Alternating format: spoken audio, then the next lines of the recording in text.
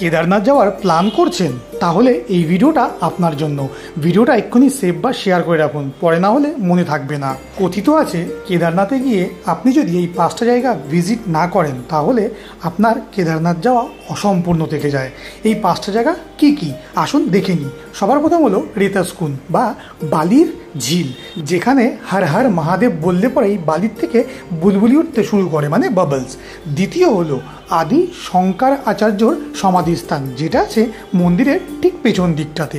তৃতীয় নম্বর অমৃত গঙ্গা, মন্দিরের ঠিক পেছনে রয়েছে এই অমৃত গঙ্গা। 4 নম্বর ভীমশিলা, 2013 সালে সেই মহাবিপত্তির হাত থেকে মন্দিরকে যে শিলা রক্ষা করেছিল।